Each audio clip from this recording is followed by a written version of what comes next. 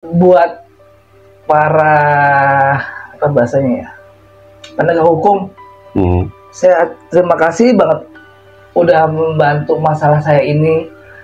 Cuman saya minta dengan sangat banget, tolong pandang masalah tuh lebih ke objektif gitu. Saya nggak salah, apalagi teman saya nggak ada salah sama sekali. Kok bisa terkait kayak begini? Ini terus juga buat kantor, maaf kalau saya dirasa memang ada salah. Cuman yang perlu orang-orang tahu, saya nggak pernah bawa kabur uang perusahaan. Saya bukan maling sama sekali. Kalau emang itu uang dirasa bermasalah, saya siap kok mengembalikan gimana pun caranya, utuh. Nggak saya kurangi sepeser pun.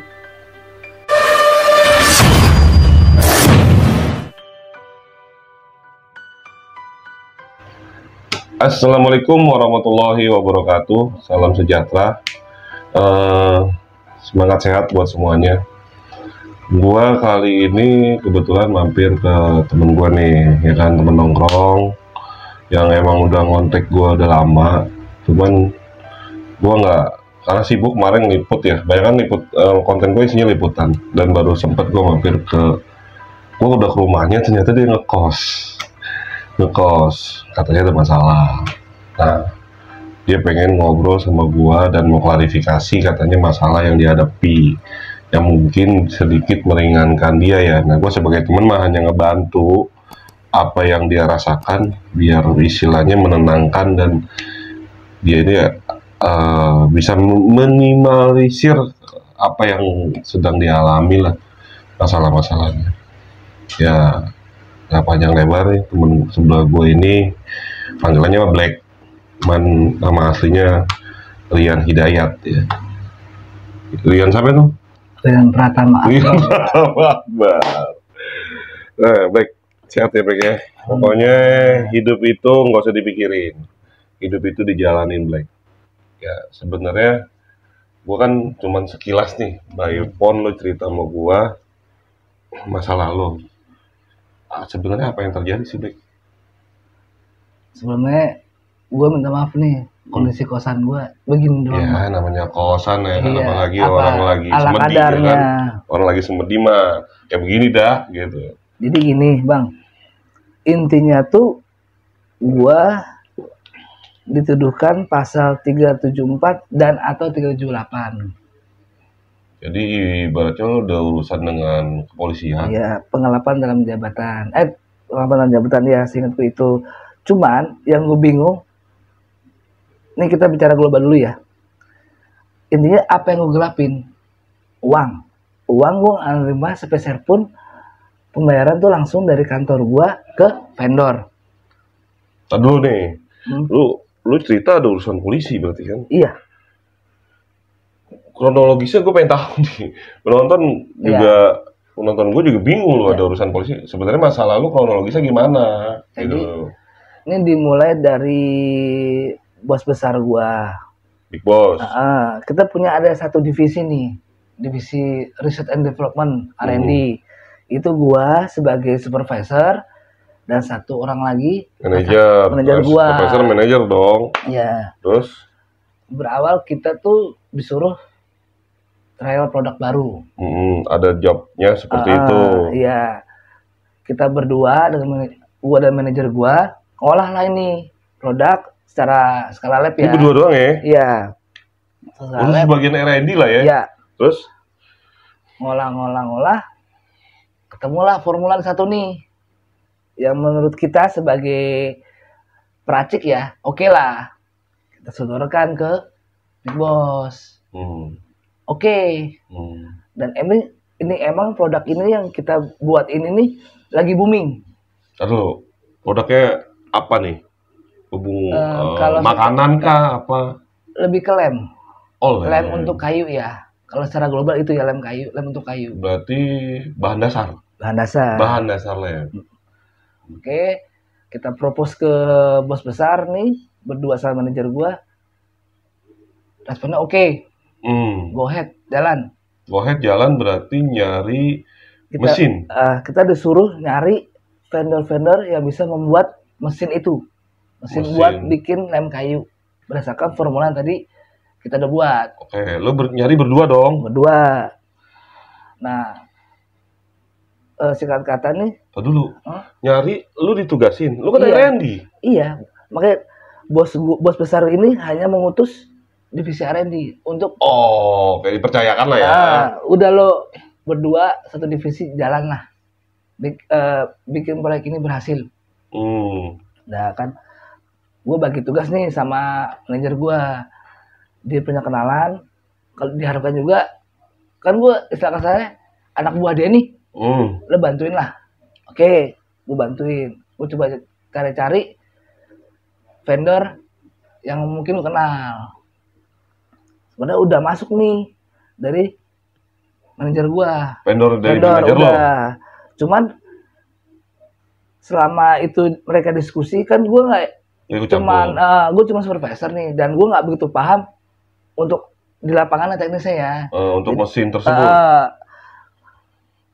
Speknya gimana, apa yang mau diharapin segala macem lah, itu yang paham manajer gue. Dan ternyata itu tuh mungkin nggak sesuai dengan harapan manajer gue. Oke, nggak puas lah ya. Nggak puas. Cari vendor lain. Dia ngomong, cariin dong. Minta tolong lo. Ada nggak lo? Ada nih kebetulan, gue juga baru kenal. Kita langsung ketemu aja lah di lokasi. Gue undang lah itu vendor itu yang gue baru kenal. Di lokasi maksudnya di tempat lokasi gue kerja, set gue kerja di daerah Jawa Barat. Gue undang lah, karena gue juga baru ketemu. Gue juga belum ngobrol panjang dengan mereka kan. Yuk kita langsung aja ketemu dengan manajer gue.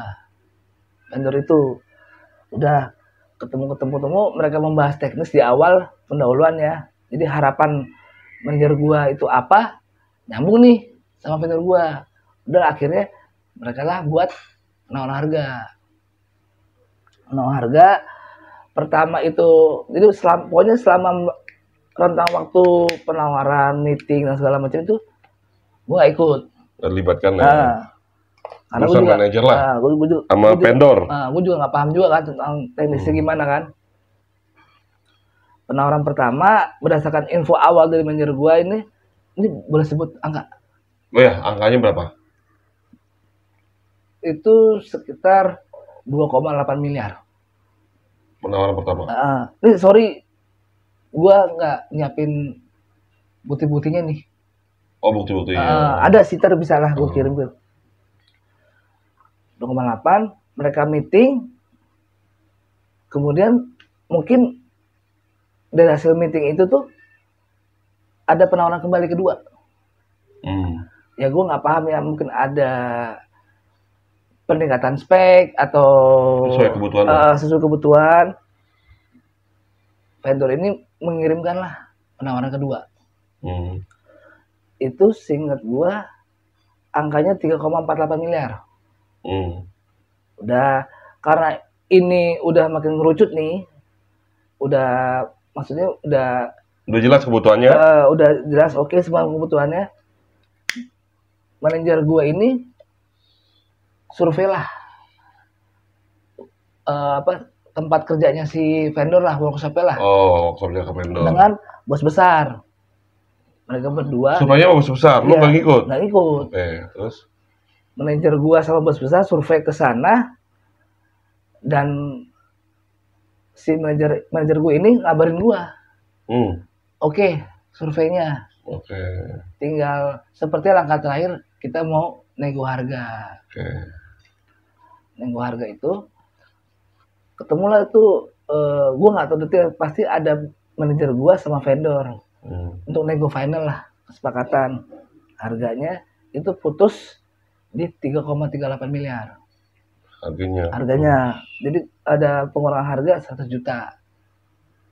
Terus? Udah, kemudian langkahnya berikutnya ini terbuatlah kesepakatan kontrak kerjasama antara pembeli dan penjual lah, biasa lah kontrak kerjasama secara legal gitu. Pembeli berarti dari manajer ya? Dari kantor gua. Dari kantor lo ya? Penjual kan berarti si vendor kan. Udah di agreement segala macam. Nah, Setelah itu harga sepakat dan kontrak udah disetujui kedua belah pihak, timbullah ini. Jadi vendor ini kayak gimana ya bahasanya ya? Makasih lah ke tim lapangan. Maksudnya kalau mau manajer lo? Bahwa ini lapangan kan lo berdua nih? Iya. Bahwa ini mereka udah dapat project lah. Rasa terima kasih kepada lo berdua. Tepatnya seperti itu, rasa terima kasih kepada lo berdua ya? Dari vendor. Dari vendor. Nah, yang gue bingung padahal gue nggak pernah minta, ya karena gue dikasih ya, gue pikir fine lah. Ini dari perusahaan si vendor apa pribadi? Nah, dari vendor, cuma nanti di aktualnya akan rekening pribadi. Okay. Terima kasih itu, ya gue mikir, jujur gue nggak pernah beginian. Ya, menurut gue sih ya nggak ada masalah harusnya. Yeah. Terima kasih. Namanya dapat rezeki. Walaupun gue tuh kayaknya di project itu tuh gue nggak ada andil sama sekali. Dari mulai pemilihan vendor, gue cuman propose vendor yang ya gue coba aja. Terima nggak terima, semua big boss. Di manajer gue. Oh, di manajer lo ya? Nggak di gue. Nah udah, akhirnya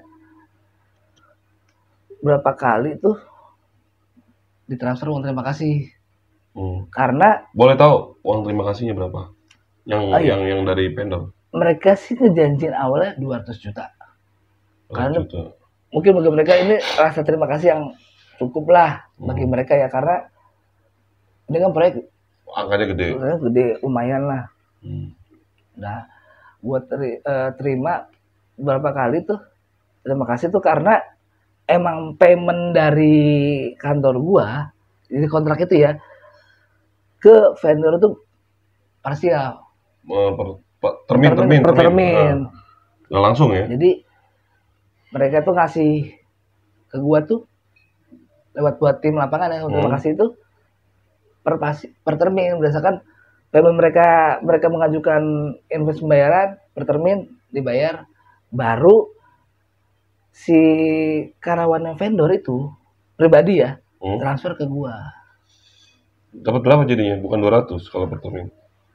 Belum nyampe, baru di angka 150 juta. Baru di angka 150. Clear dong? Clear dong urusannya. Clear, iya. Dan sudah sampai lokasi yang di Jawa Barat tadi. Setelah itu kontrak ditandatangan kan dimulai tuh pekerjaan produksi di Jawa Barat tadi. Iya, selesai itu kita serah terima barang itu di Desember 2021. Oh, kejadiannya 2021? Iya. Berarti deal-dealannya bulan? Kontrak itu berlaku di tantangan itu Januari 2021. Jadi kurang lebih 1 tahun lah rentang waktunya. Lu berarti kasus lu sebenarnya nomor 2021 dong? Apa ceritanya 2021? Ceritanya 2021, kasusnya baru. 2023? Gua baru di masa ini 2023 bulan tanggal 26 Januari. Nah, ini kan sebenarnya clear nih, 2021. Kok tiba-tiba Januari 2023 lo dilaporkan ya? Siapa yang laporin? Kantor gue sendiri. Perusahaan lo? Perusahaan gue. Dengan tadi pasal tadi gue sebutin di awal, 378 dan atau 374. Yang dimana gue baca itu bunyinya penggelapan dalam jabatan. Ini apa yang gue gelapin? Uang, misalnya uang lah. Payment itu pembayaran per terminnya dari finance perusahaan gue ke rekening vendor langsung directly. Barang tadi gue bilang Desember udah sampai TKP, udah diinstal, udah serah terima, sampai saat ini tuh barang tuh udah pindah lokasi.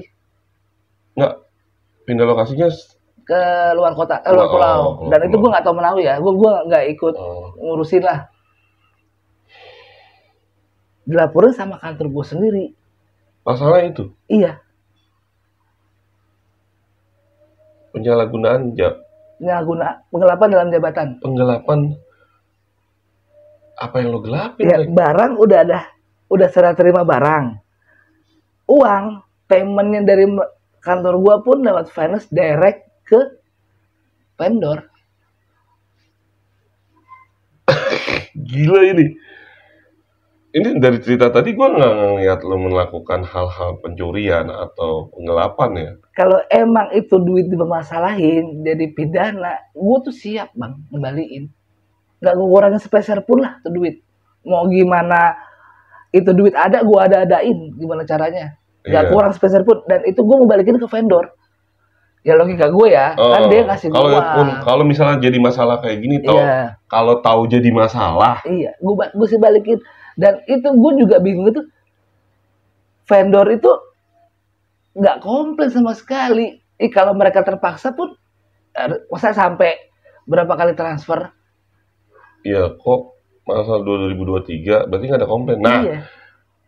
ini kan yang pelapor perusahaan lo sendiri. Pihak vendor, lo kontekan terakhir sama vendor kapan?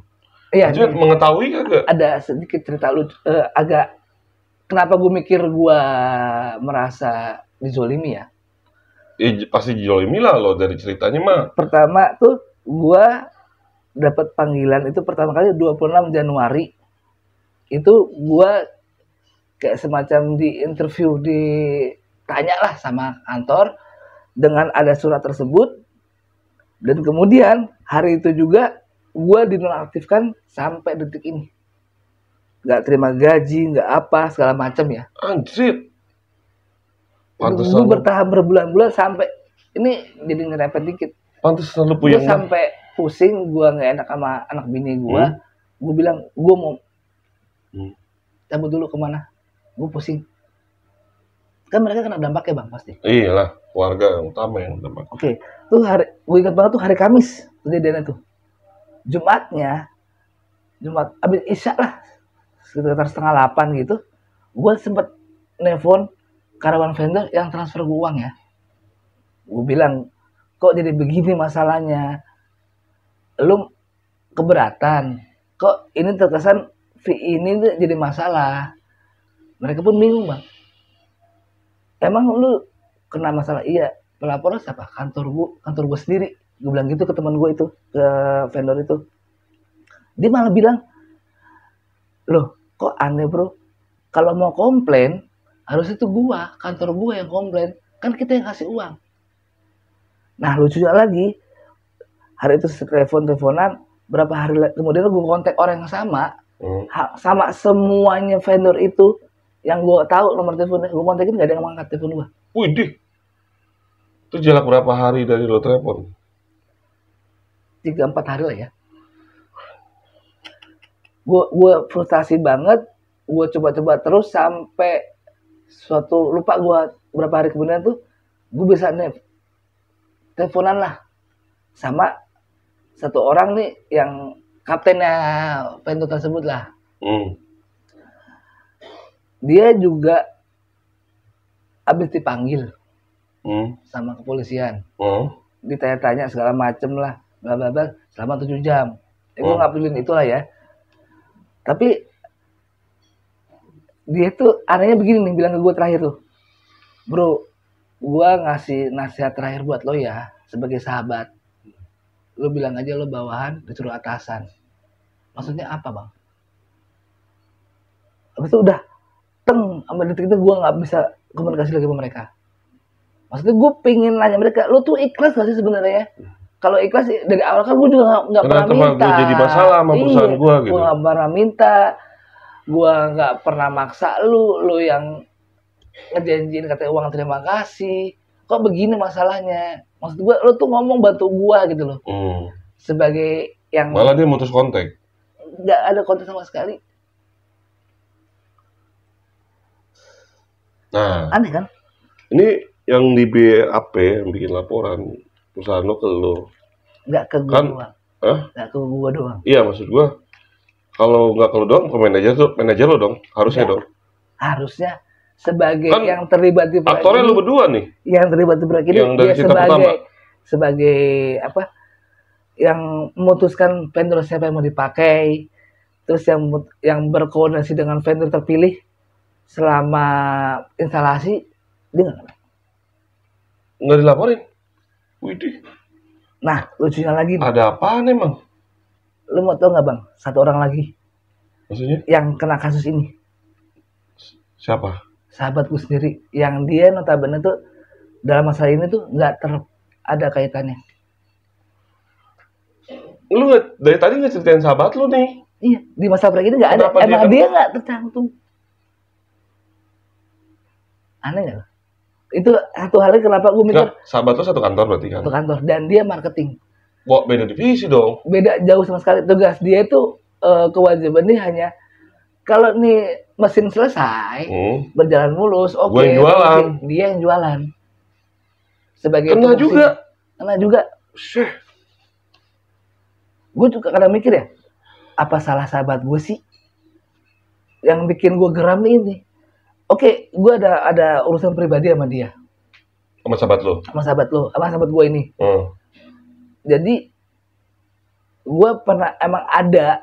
Jadi, gue mikir tuh duit yang 150 juta. 150 juta itu, gue pikir hak gue dong. Terima kasih. Gak ada masalah. Mau gue kemana? Iya. Nah, gue ada beban moral sama dia. Kenapa? Gue tuh punya utang pribadi. Gue kenal dia tuh udah hampir 5 tahun, 6 tahun lah. Utang pribadi, urusan pribadi lo? Urusan pribadi gue gak ada sangkut pautnya. Gue bayar tuh sekitar, singkat gue tuh kurang lebih 80 jutaan ya. Dan itu gue gak tahu apa semua utang gue segitu apa enggak. Cuman pasti sih gue yakin lebih. Cuman emang tuh orang gak pernah, gimana sih bang? Lu punya temen utang, gak pernah minta orang itu. Beban moral dong. Nah, dan gue ada rezeki yang gue bayar lah utang tersebut. Ya udahlah, gue mau bayar lah, walaupun belum semua mau bayar. Makin seru ya ceritanya ya. Tapi ini azan maghrib, kita lanjut nanti setelah azan maghrib. Jangan kemana-mana, terusin ceritanya, curhatnya dari Bang Black. Oke, lanjut kita setelah azan maghrib. Dengerin curhatnya Bang Black nih, temen gue yang emang lagi depresi. Sebenarnya dia putih dulu, karena depresi jadi hitam nih ya. Mereka mikir ini hitam. Nah Black, ini secara berapa menit tadi lo podcast sama gue agak bingung nih, dalam artian kenapa yang lo diperkarakan sama temen lo, sedangkan manajer lo nggak diperkarakan gitu loh. Ya gue ya ada tanda tanya kenapa dia nggak diperkarakan. Itu sih sebenarnya sih jujur ya, gue sebenarnya sedih iya, marah banget iya. Terutama ya ke sahabat gue nih yang udah baik banget, kok dia kena juga di masalah ini. Ya intinya di mana sih letak pemandangan bahasa itu, orang melihat secara hukum ini di mana? Kaitannya apa tuh temen gue kesini? Sahabat lu? Nggak ada kaitannya sama sekali. Apa karena gue bayar utang? Nah itu kan konyol banget bang. Dan lu dapetnya emang rasa terima kasih itu, lu nggak minta juga duit itu? Iya, gue nggak pernah minta. Mereka vendor tuh ngasih makasih ke kita nih.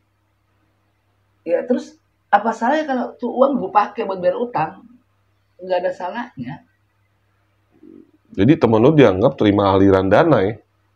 Padahal lu bayar utang. Konyol banget.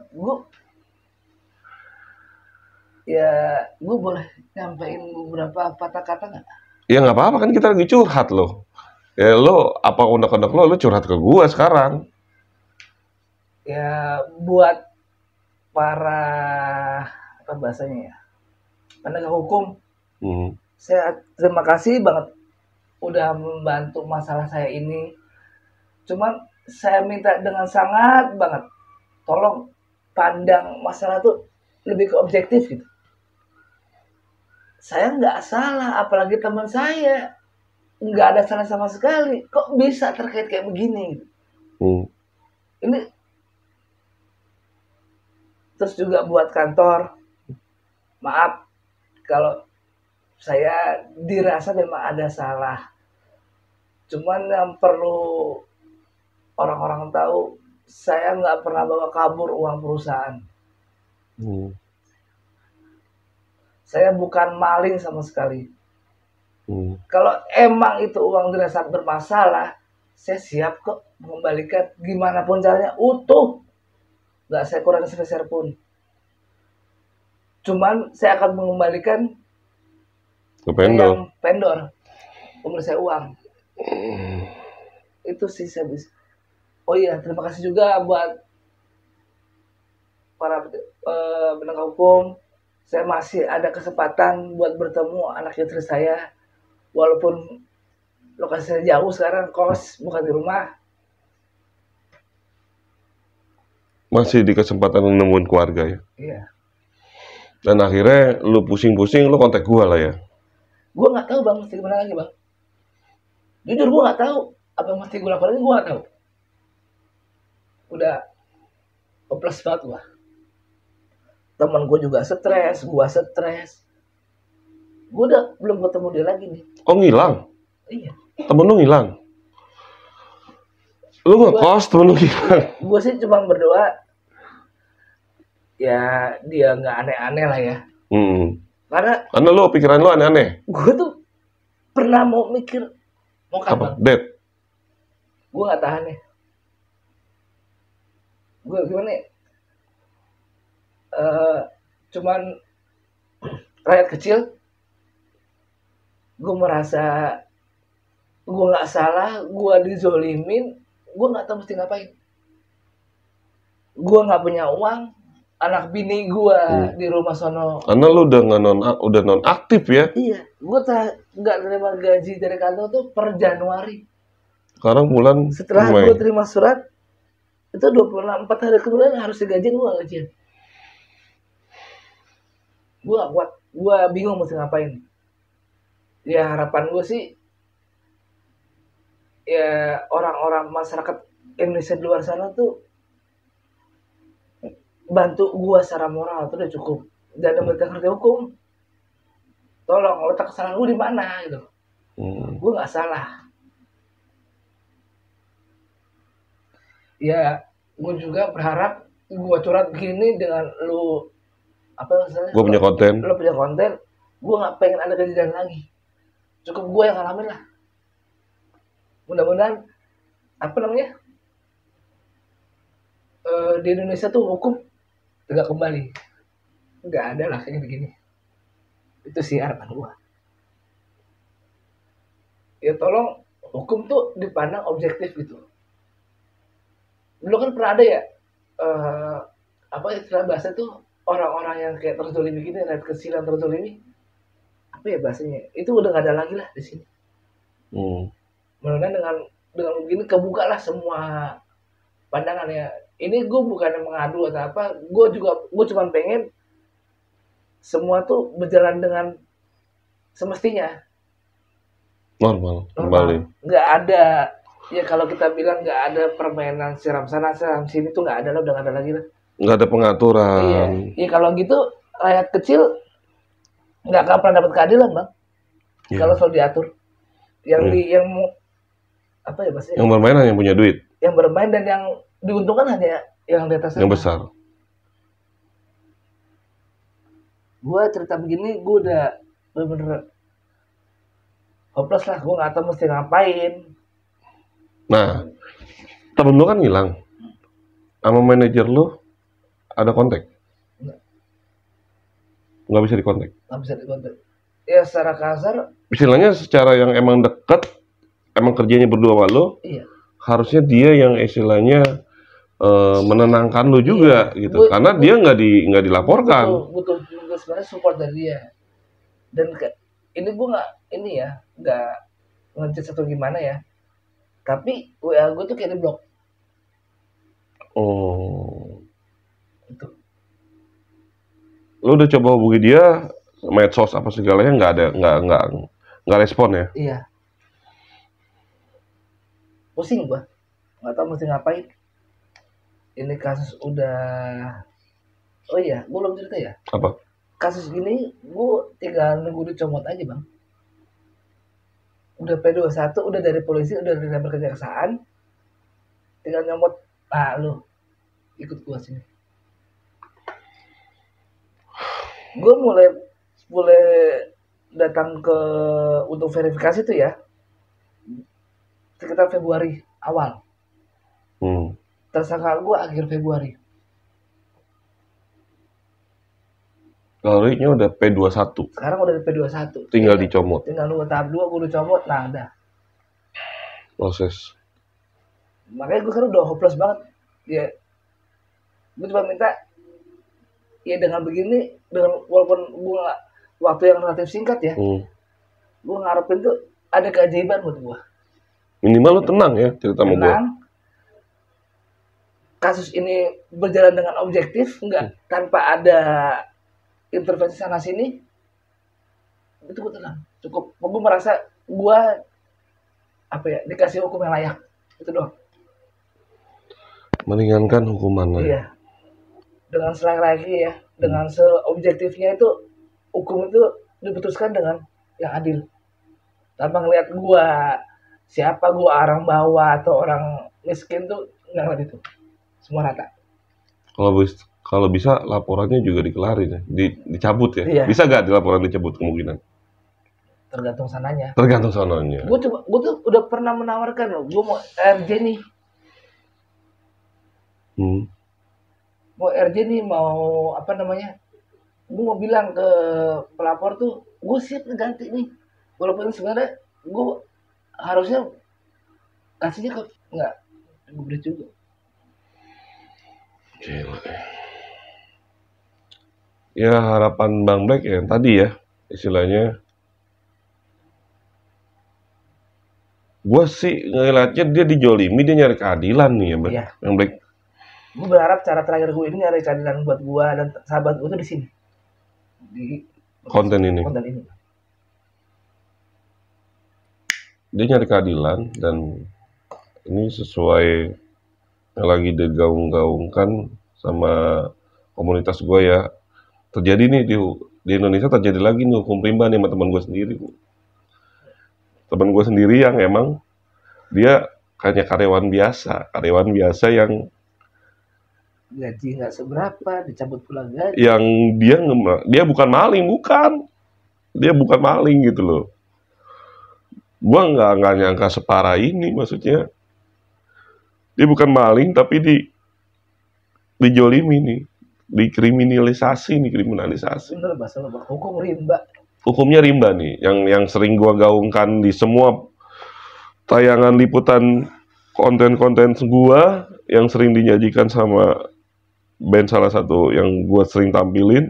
Hukum rimba terjadi di Indonesia, masih terjadi di Indonesia.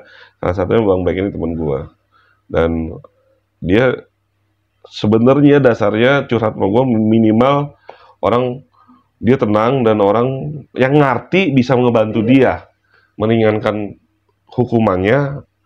Ya kalau bisa sih dicabut perkaranya ya, kalau bisa, cuman kayaknya agak sulit untuk itu ya. Cuman dia harus melewati proses ini. Kasus gue cuman kebayang dia punya keluarga, dia punya anak istri yang emang dia karyawan seperti yang lainnya. Gue juga karyawan ya, yang emang gue melakukan, gue rasa dia nggak melakukan kesalahan. Kalaupun melakukan kesalahan pun hanya nonaktif dan surat peringatan 1, 2, 3 gitu loh. Dia nggak melakukan kesalahan, dia udah nonaktifkan tapi dia dilaporkan polisi gitu loh. Gua coba dijadi di posisi dia, dan penonton kalau misalnya jadi posisi dia pun mungkin apa yang dirasakan sama apa yang gua rasakan gitu loh. Gua minta temen-temen khususnya penonton setia Bonser Channel yang paham cerita ini ditelusuri. Kita berdoalah bareng-bareng supaya Bang Black ini melewati ini dan mendapatkan keringanan keajaiban terhadap kasus yang emang dia nggak salah lu Black gitu loh. Ini sih gue ngeliatnya gini Bang, gue tuh merasa kayak gue broker tanah umpamanya ya. Iya. Apa yang namanya analoginya, perumpamannya gitu. Kalau kasus gue ini jadi masalah, apa kabar dengan broker yang lain? Dan gue pernah sedikit baca karena gue non aktif ini ya, gue penasaran, gue baca tentang perundang-undangan ketenaga kerjaan. Itu hukuman sebenarnya udah gue terima dari kantor ya, perusahaan. Non aktif. Sebenarnya lebih tepatnya di PHK. Jadi gue PHK, lebih ya. kayak semi PHK lah. PHK lah, orang lo nggak digaji kok. Gue tuh sedih bang, selama apa ya, gue ngasihin diri ini, anak gue tuh WA dia nggak tahu apa-apa. Pak, pulang kapan?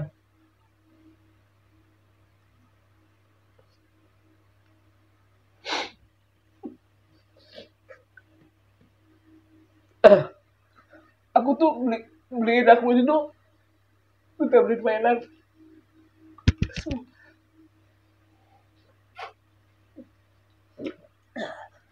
Dia pernah, ada aku dulu bang, cewek semua. Pernah beberapa kali, yang pertama tuh kan doyan ini, doyan gambar sketsa.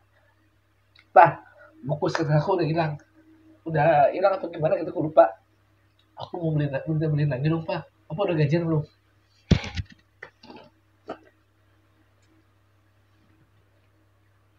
Ya mungkin ada yang mau lu sampaikan sama keluarga lu yang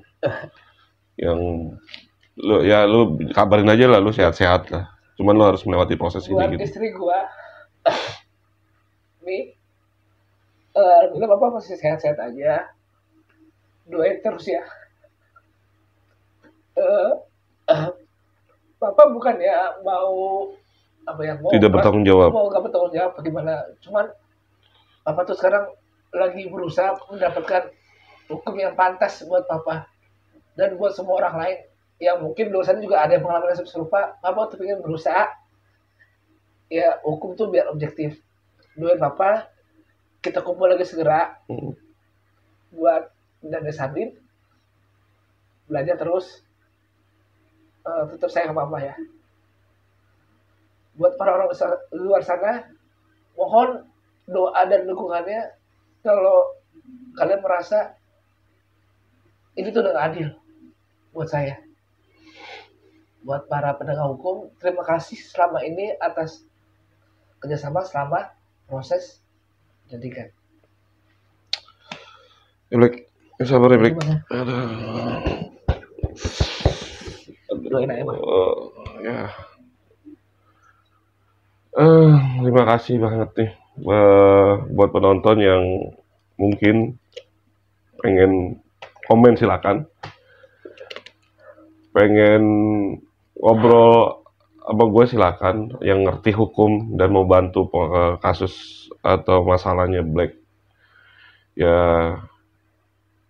gue hanya menampung apa curhatan dari temen gue yang emang pada saat dia telepon gue, dia penuh rasa penuh beban, dan akhirnya gue temuin di sini. Dan buat temen-temen yang emang kenal Black bisa hubungi gue, mungkin yang simpatis sama Black bisa hubungi gue untuk kita ngobrol lah tentang untuk meringankan beban yang dihadapi Black. Ya buat teman-teman yang lain yang punya curhatan, punya cerita yang menarik, punya apa yang sedang dialami dengan diri penonton, bisa hubungi admin Bonser Channel untuk bisa curhat di red story-nya Bonser Channel. Ya, sekian dari gua, Dawai Bonser dan Black teman gua. Assalamualaikum warahmatullahi wabarakatuh.